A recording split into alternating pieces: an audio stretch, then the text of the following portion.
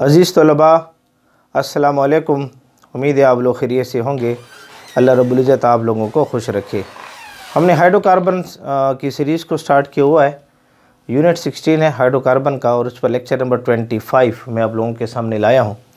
आज का लेक्चर बड़ा इंपॉर्टेंट लेक्चर है। हेडिंग आप लोगों के सामने मौजूद है, रेडिकल सब्स्टिट्यूशन रिएक्शन। हाइड्रोकार्बन में हमने अल्केन्स को स्टार्ट किया हुआ है और ये radical substitution reaction main reaction है अल्केन्स का। जो हमारे पास अल्केन्स मौजूद हैं, अल्केन्स का ये मेन रिएक्शन है। रेडिकल सब्स्टिट्यूशन रिएक्शन अल्केन का मेन रिएक्शन हमारे पास पाया जाता है। तो अल्केन्स हमारे पास रेडिकल सब्स्टिट्यूशन रिएक्शन शो करते हैं। इसकी तफसील को हमने देखना है और याद रखें ये इस पर लेक्चर नंबर 01 है। इस पर मज़ीद लेक्चर भी आएंगे और ये बहुत इम्पॉर्टेंट टॉपिक है। एग्ज़ाम के लिहाज से आपके बोर्ड के एग्ज़ाम में इस पर सवाल आते रहते हैं। MD-CAT है या ईटा है या आपके बहुत सारे कम्पिटिटिव एग्ज़ाम हैं, इस टॉपिक से बहुत सारे सवाल लिए जाते हैं। तो हमने सारे सवालों की इंशाअल्लाह अज़ीज़ तफसील से डिस्कस करना है। आज लेक्चर नंबर 01 में कुछ बुनियादी बातें कर लेंगे, कुछ MCQs आज डिस्कस हो जाएंगे, कुछ बातें बाद में इंशाअल्लाह साथ साथ दूसरे लेक्चरों में डिस्कस करते रहेंगे। तो लेक्चर का स्टार्ट लेते हैं। मेरा नाम है ग़ुलाम नबी और आप देख रहे हैं हमारा प्यारा सा खूबसूरत सा चैनल केमिस्ट्री वाला। तो हमारे पास जो रेडिकल सब्स्टिट्यूशन रिएक्शन है, सबसे पहले हमने देखना है इसके ओवरव्यू को हमने देख लेना है। ओवरव्यू हमारे पास जो रेडिकल सब्स्टिट्यूशन रिएक्शन है, हमने इसके ओवरव्यू को देखना है। रेडिकल सब्स्टिट्यूशन रिएक्शन में हमारे पास जो मेन रिएक्शन लिया जाता है वो क्लोरीनेशन है। क्लोरीनेशन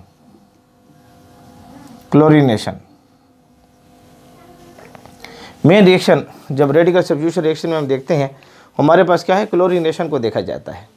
इसमें क्या होता है कि हम अल्केन लेते हैं, हम मीथेन ले रहे हैं CH4, इसके रिएक्शन हम क्लोरीन के साथ करवाएंगे। कंडीशन को MCQs के लिहाज से याद करना है।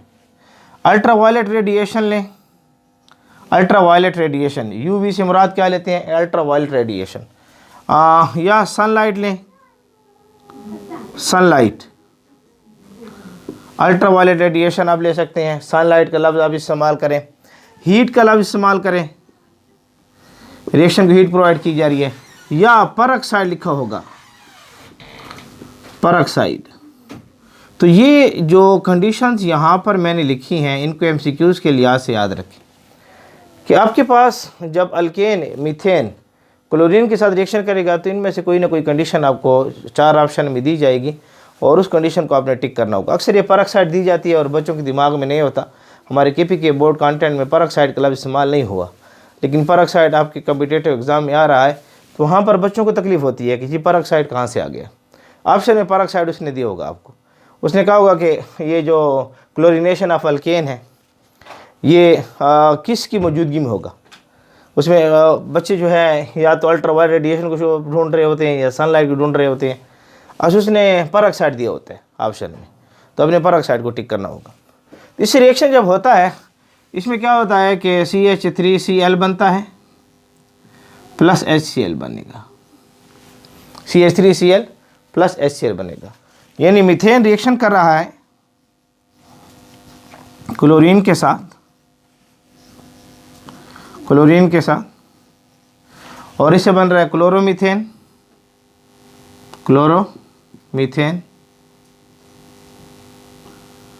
और साथ में हाइड्रोक्लोरिक एसिड,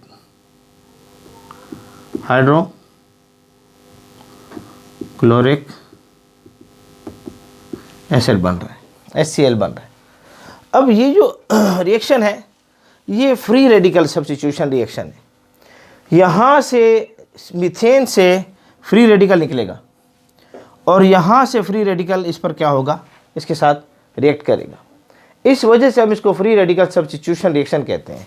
यानी यहाँ से फ्री रेडिकल निकलेगा और यहाँ से फ्री रेडिकल इसके साथ मिल जाएगा। इस वजह से हम इसको क्या नाम देते हैं, free radical substitution reaction. Free radical substitution reaction का नाम देते हैं। अच्छा, ये रिएक्शन जो है ना यहाँ पर स्टॉप नहीं होता। हम इसके ओवरव्यू को, इसके बाद मैकेनिज्म को देखते हैं कि फ्री रेडिकल कैसे बनता है, वहाँ इसको डिस्कस कर देता हूँ। अच्छा, यहाँ पर ये रिएक्शन स्टॉप नहीं होता। ये जो क्लोरोमीथेन हमारे पास मौजूद है, इसके साथ फिर Cl2 रिएक्शन करेगा अल्ट्रा वायलेट रेडिएशन की सूरत में, ठीक है। और फिर आपके पास बनेगा CH2 Cl2 और साथ में जो है बन जाएगा HCl, डाइक्लोरोमीथेन बन जाएगा, डाइक्लोरोमीथेन। ये रिएक्शन यहाँ पर स्टॉप नहीं होता, मज़ीद आगे चलता है। Cl2 की मौजूदगी में, अल्ट्रा वायलेट रेडिएशन की मौजूदगी में एक जो है हाइड्रोजन यहाँ से चला गया, इसको क्लोरीन के साथ मिलेगा तो बन जाएगा CH Cl3 plus HCl। Reaction यहाँ स्टॉप नहीं होता, Cl2 के साथ रिएक्शन करेगा अल्ट्रा वायलेट रेडिएशन में, तो आपके पास क्या बनेगा CCl4 प्लस HCl, टेट्राक्लोरोमीथेन, टेट्राक्लोरोमीथेन। अब आपके पास ये जितने भी रिएक्शन हो रहे हैं ये उस वक्त होते हैं कि हमने क्या किया है कि इस क्लोरीन को एक्सेस में लिया है,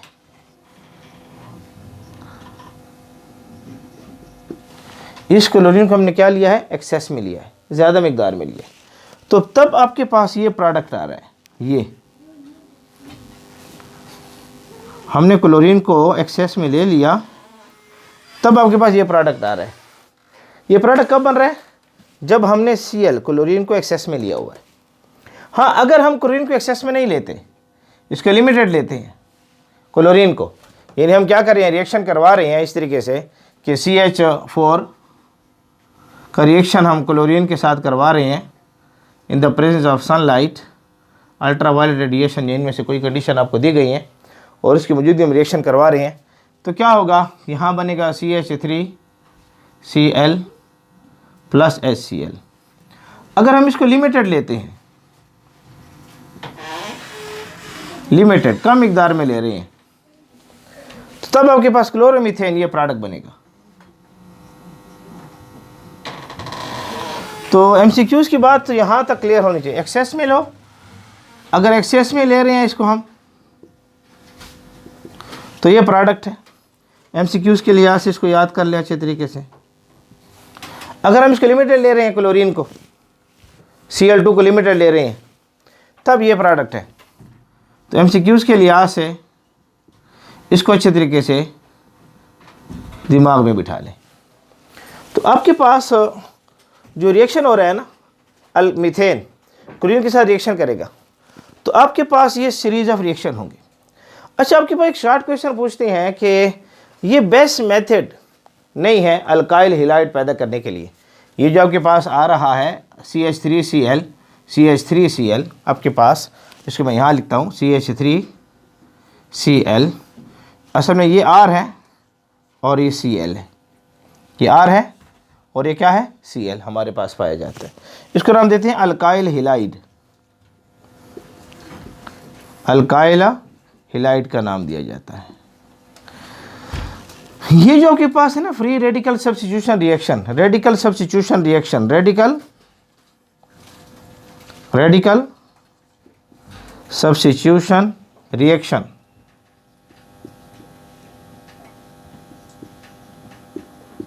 radical substitution reaction alkyl halide के लिए नॉट बेस्ट मेथड,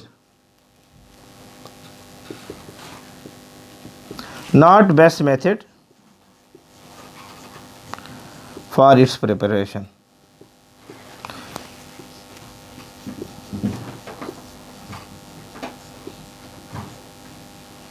तो हमारे पास जो प्रिपरेशन है ना अल्काइल हिलाइड की, ये अच्छा तरीका नहीं है। रीज़न क्या है, इसके साथ ये प्रोडक्ट्स बनना शुरू हो जाते हैं। आप तैयार करना चाहते हैं क्लोरोमीथेन, ये इसको आप तैयार करना चाहते हैं, क्लोरोमीथेन को आप तैयार करना चाहते हैं, ये आप तैयार करना चाहते हैं, और आपके पास ये प्रोडक्ट भी बन रहा है, ये प्रोडक्ट भी बन रहा है, हाँ ये प्रोडक्ट भी बन रहा है। इसके अलावा साइड प्रोडक्ट और भी बनेंगे। इसको इस तरीके से याद रखें कि आपके पास जो है ये बेस्ट मेथड नहीं है। उसके पीछे रीज़न क्या है, we get more products, more products हमारे पास हासिल होना शुरू हो जाते हैं। along with desired product। आपके पास जो डिज़ायर प्रोडक्ट है अल्काइल हैलाइड आप तैयार करना चाह रहे हैं, उसके अलावा आपके पास और प्रोडक्ट बनना क्या हो जाते हैं, शुरू हो जाते हैं। तो एक शॉर्ट क्वेश्चन जो है इसको अच्छे तरीके से दिमाग में रख लें। ये MCQs भी यहाँ बन सकता है, इसको भी दिमाग में रख लें। तो जितनी भी बातें हैं हमारे पास, इनको अच्छे तरीके से अपने पास क्या कर लें, नोट कर लें। तो हमारे पास ये मेन रिएक्शन है जिसको रेडिकल सब्स्टिट्यूशन रिएक्शन का नाम दिया जाता है। अब इसके मैकेनिज्म को हम डिस्कस करते हैं। अब जल्दी से इसको थोड़ा जल्दी से नोट कर लें, शाबाश, नोट कर लें, शाबाश, जल्दी से नोट कर लें। इसके मैकेनिज्म को डिस्कस करते हैं। तब तक लिए मैं डस्टर ढूंढ लेता हूँ कि हमारा डस्टर कहाँ पर है। तो हमारा डस्टर जो है, जल्दी से नोट कर लें, शाबाश, जल्दी करें, नोट कर लें। उम्मीद है आप लोगों ने नोट कर लिया होगा। तो अब हम इसके मैकेनिज्म की तरफ चलते हैं कि हमारे पास इसका जो है रेडिकल सब्स्टिट्यूशन रिएक्शन या फ्री रेडिकल सब्स्टिट्यूशन रिएक्शन का मैकेनिज्म हमारे पास कौन सा पाया जाता है। थोड़ा इसको देख लेते हैं कि हमारे पास इसका मैकेनिज्म क्या पाया जाता है। ये इसका ओवरव्यू थोड़ा सा हमने जल्दी से देख लिया है। उसमें कुछ MCQs की बातें हमने बतानी थी, अब तो बहुत सारी बातें आएंगी मज़ीद भी। अब हमारे पास जो मैकेनिज्म आ रहा है, हम तो उसको देखना है। मैकेनिज्म को देखें।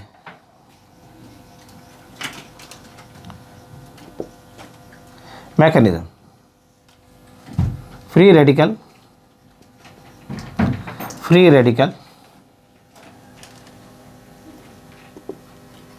Substitution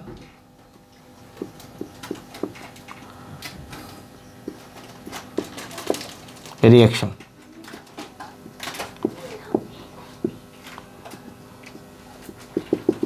free radical substitution reaction का मैकेनिज्म हमारे पास क्या आ रहा है। अब इसमें हमने क्या करना है कि रिएक्शन, मेन रिएक्शन हमारे पास क्या है, मेन रिएक्शन हमारे पास आ रहा है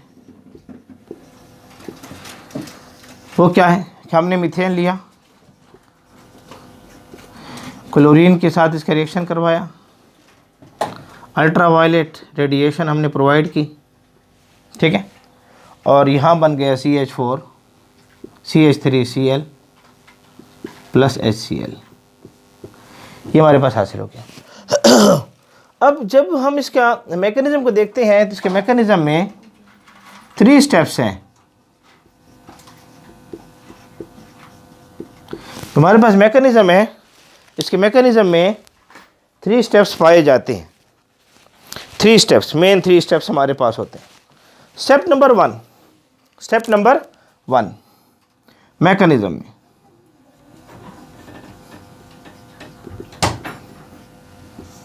स्टेप नंबर 1 जिसको हम नाम देते हैं इनिशिएशन स्टेज। इनिशिएशन स्टेज, ये स्टेप नंबर 1 होता है। इस स्टेज में क्या होता है, production of free radical.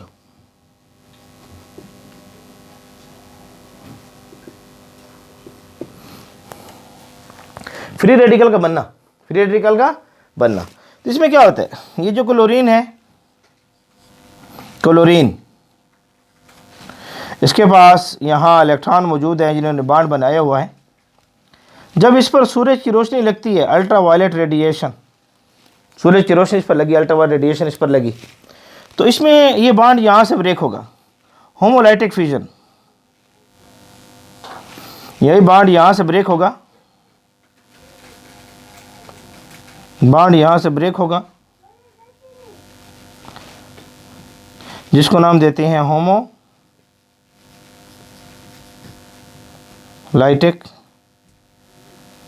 Fusion. इसको होमोलाइसिस का भी नाम दिया जाता है।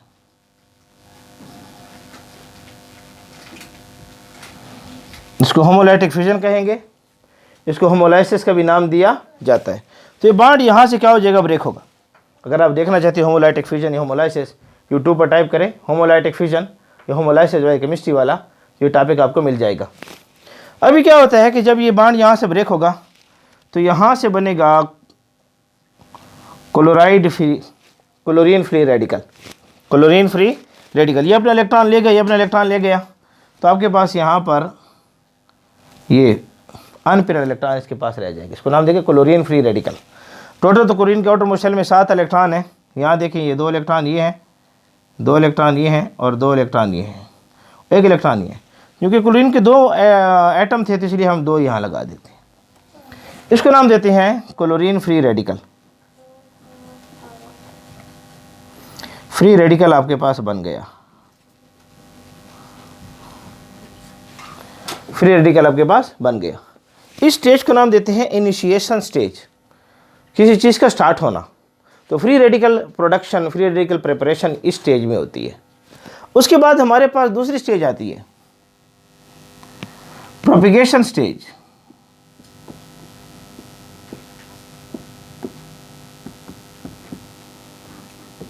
स्टेज नंबर 2 प्रोपिगेशन स्टेज हमारे पास आती है। इस स्टेज में क्या होती है, मोर फ्री रेडिकल प्रोडक्शन होती है, मोर फ्री रेडिकल प्रोडक्शन होगी।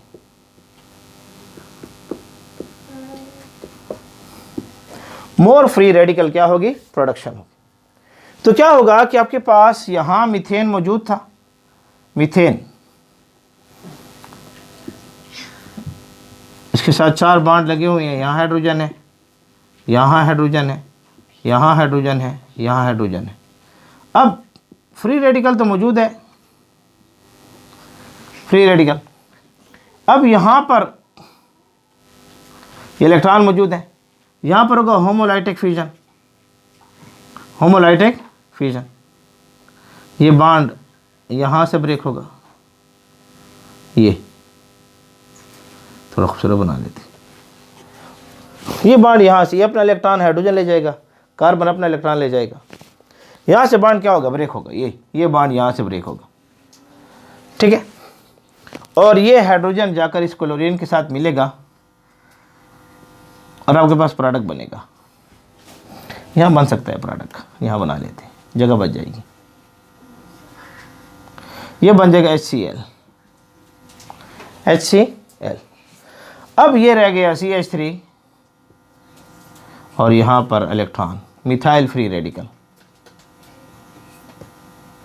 Methyl free radical, methyl free radical बन जाएगा।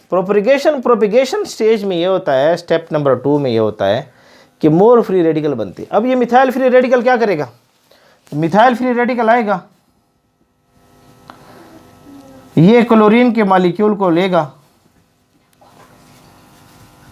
यहाँ जो क्लोरीन का मॉलिक्यूल हमने ले रखा है, हमने इसको एक्सेस में ले रखा है, क्लोरीन के मॉलिक्यूल को हमने ले रखा है मिकदार में। तो हमने क्या करना है कि क्लोरीन के मॉलिक्यूल से ये मिलेगा, यहाँ पर फिर होमोलाइटिक फ्यूजन होगी, ये बॉन्ड यहाँ से ब्रेक होगा, ऐसे होमोलाइटिक फ्यूजन होगी, ऐसे ब्रेक हो जाएगा बॉन्ड यहाँ से। ये अपना इलेक्ट्रॉन ले गया, अपना इलेक्ट्रॉन ले गया और यहाँ से फ्री रेडिकल बनकर जो है यहाँ के साथ अटैच होगा, ये बन जाएगा CH3Cl और ये बन जाएगा क्लोरीन फ्री रेडिकल, फिर बन जाएगा क्लोरीन फ्री रेडिकल। तो ये रिएक्शन जारी रहता है, यानी हम देखेंगे कि ये इसमें कन्वर्ट होगा और ये इसमें कन्वर्ट हो रहा होगा, ये रिएक्शन जारी रहता है। ये तो थोड़ा इसको अलग कर लेते हैं इसे, ठीक है ना। तो ये प्रोपिगेशन स्टेज होती है कि हमारे पास मोर फ्री रेडिकल की प्रोडक्शन पाई जाती है। और उसके बाद स्टेज नंबर 3 हमारे पास आती है, टर्मिनेशन स्टेज। टर्मिनेशन स्टेज हमारे पास आती है, टर्मिनेशन स्टेज हमारे पास आती है। इस स्टेज में क्या होता है, जो टर्मिनेशन स्टेज हमारे पास है, इसको स्टेज नंबर 3 का नाम दिया जाता है, स्टेज नंबर 3 टर्मिनेशन स्टेज को। इस स्टेज में क्या होता है कि जितने भी फ्री रेडिकल हैं सबको ले लो और उनको आपस में कंबाइन करो। जितने भी फ्री रेडिकल आपके पास मौजूद हैं, एक फ्री रेडिकल आपके पास मिथाइल फ्री रेडिकल मौजूद है, एक आपके पास क्लोरीन फ्री रेडिकल आपके पास मौजूद है।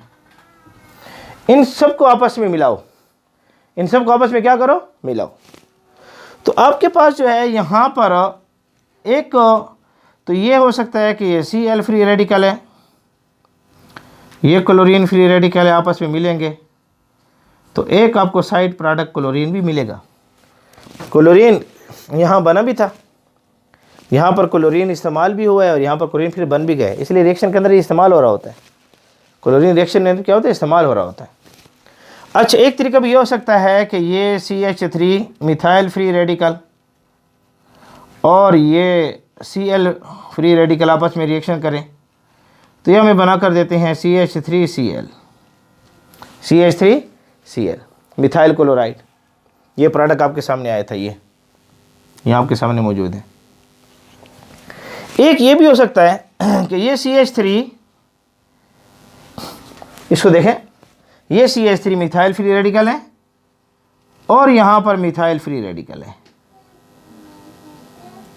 ये आपस में रिएक्शन कर जाएं तो ये बन जाएगा C2H6 इथेन। इथेन आपके पास आ गया, C2H6 आपके पास बन गया इथेन। उम्मीद है आपको नज़र आ रहा होगा, थोड़ा सा जगह तो कम है, क्लियर आपको नज़र आ रहा है, ठीक है ना। तो आपके पास यहाँ देखें ना, इथेन आपके पास बन रहा है। इसलिए MCQs के लिहाज से अगरचे ये एक साइड प्रोडक्ट है, ये हमारे पास क्या बन रहा है, साइड प्रोडक्ट। अजान हो रही है, अजान को होने दें, फिर लेक्चर को स्टार्ट रखते हैं, ठीक है।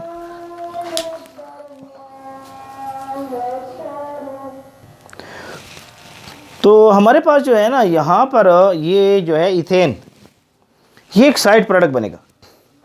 इस रिएक्शन में अगरचे मेजर प्रोडक्ट है, ये हमारे पास मेजर प्रोडक्ट आ रहा है,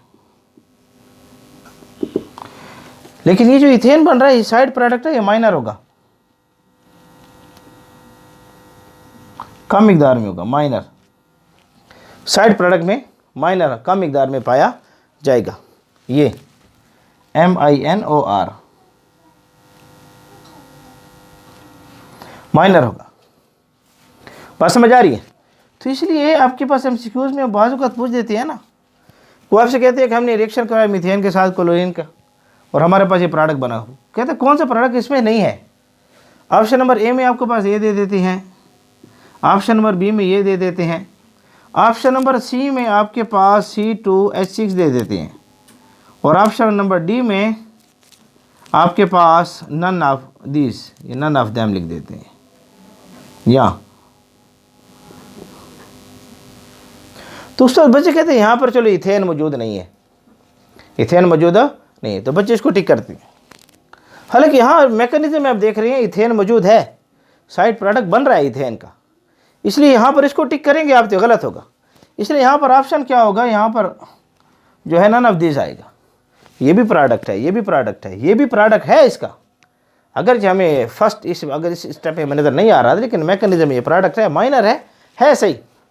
इसलिए यहाँ पर आपने नन ऑफ दिस पर क्या करना है, ऑप्शन को टिक करना है। ये प्रोडक्ट बन रहा है और ये माइनर प्रोडक्ट है, माइनर प्रोडक्ट है, माइनर प्रोडक्ट हमारे पास पाया जाता है, कम मिकदार में होगा ज़रूर। इस चीज़ को अच्छे तरीके से दिमाग में रख लें।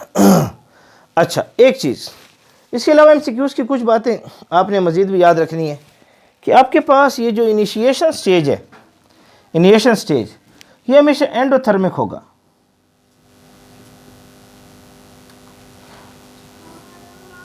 एंडोथर्मिक प्रोसेस होगा, ये बात आप लोगों को हमारी माननी पड़ेगी। MCQs के लिहाज से इसको अच्छे तरीके से नोट कर लें। ये जो इनिशिएशन स्टेज आपके सामने है, ये प्रोसेस एंडोथर्मिक प्रोसेस होगा, इनिशिएशन स्टेज। प्रोपिगेशन स्टेज जो आपके सामने है, ये fluorine, chlorine, bromine, propagation stage, इनके लिए ये एक्सोथर्मिक होगा।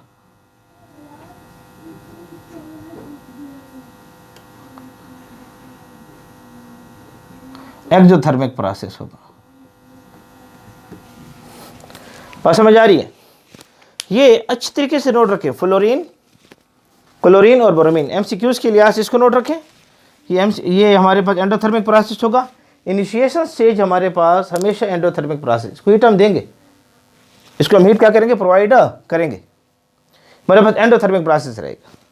और ये जो हमारे पास है प्रोपिगेशन स्टेज, फ्लोरीन, क्लोरीन और ब्रोमीन, या तो हम क्लोरीनेशन पढ़ रहे हैं, अगर फ्लोरीन रिएक्शन कर रहा है इस तरीके से और हमें प्रोडक्ट दे रहा है, ब्रोमीन रिएक्शन कर रहा है हमें प्रोडक्ट दे रहा है,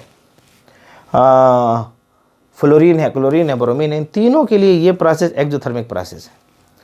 अगर हम, चूँकि केमिस्ट्री नाम एक्सपेरिमेंट का है, एक्सपेरिमेंटल बेस पर हम इस डेटे को देखते हैं। अगर हम आयोडीन को लें, अगर हम आयोडीन के लिहाज से इस प्रोसेस को देखें, आयोडीन के लिहाज से, फिर ये एंडोथर्मिक प्रोसेस होगा।